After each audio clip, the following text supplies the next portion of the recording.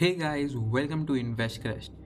It is said that for at least 1 year of your life, you have a 10% chance to be in the top 1% of people and a 40% chance to be in the top 10% of people. This is according to US statistics. Now, what is this eye opening reality of money and how it works? That is what we'll be talking about in this video. So make sure you smash that like button as it helps out with the YouTube algorithm and watch this video till the end. There's also timestamps in the description below. Now let me get the basic stuff out of the way. Before money was used, there used to be a barter system. Person A gave person B a tent and received shoes in return. But for this transaction to take place, both the individuals would need to want the thing that the other person is offering or can offer. This is known as double coincidence of wants. This was way too complicated. There was a need for a common mediator that everyone would accept, and that's exactly what money is. A medium of exchange that is used to carry out trade. And so now each country has its own currency. Now, 1% of the general population have an overwhelming amount of money, and a fraction of that 1% has almost all of that money.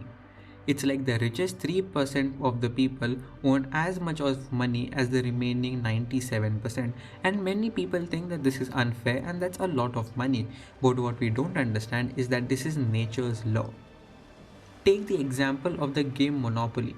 Imagine you're playing Monopoly, what happens? One person ends up with all the money and it's repeated every game. That is because if any sort of such transactions or trades are conducted randomly, someone will end up with a major chunk of it. That's just how the system is, and it's dangerous because most resources get gathered in the hands of few, but no one knows what we can do about it. People often seem to blame the system and protest against it. You cannot say a system is oppressive because then we are underestimating the actual depth of the problem, because no one really has an effective and efficient way to take from this minority and distribute this among the remaining majority.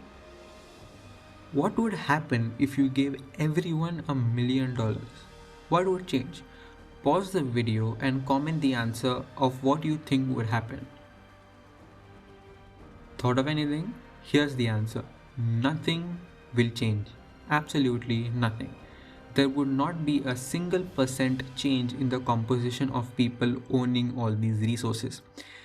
This needs its own separate video which we will cover later, so subscribe for that. But to put it simply in layman's terms, it's also called inflation. I have a video on inflation you can check by clicking the I button on your screen or link in description. Now this 1% rule of nature applies everywhere where there is a difference in creative production. It's mentioned how 1% of the people have most of the money and 1% of that people have most of that money.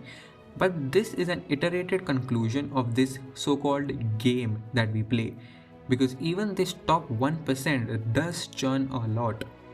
And like I said above, you have a 10% chance to be in the top 1% for at least 1 year of your life, and a 40% chance for at least 1 year to be in the top 10%, according to US statistics.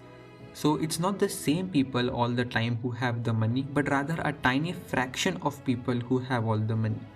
Now the question is, how do you turn the odds in your favor? How does someone add value to themselves and seize this 10% and 40% chance that is spoken of? The answer is by providing value. Creative minds that create whole new industries that benefit mankind deserve a lot. Imagine you're sitting in a McDonald's. Every second there's economic activity happening around you. You order food, the employees being paid, and even you scrolling through Instagram as an ad is being shown to you. People are being paid for all this.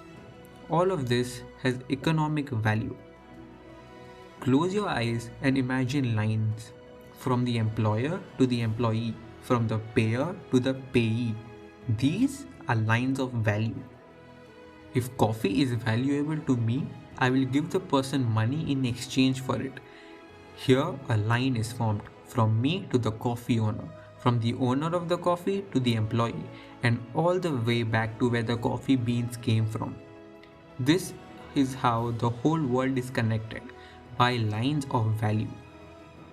Money is given to someone or something that adds value to your life, and you can be a part of this system by in return providing equal or more value back to a certain individual or certain cause. That's how money works.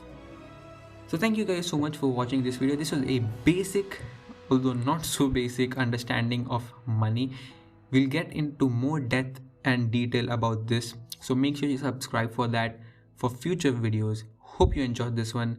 Like the video, comment if you have any suggestions or questions. Thank you so much for watching. Goodbye.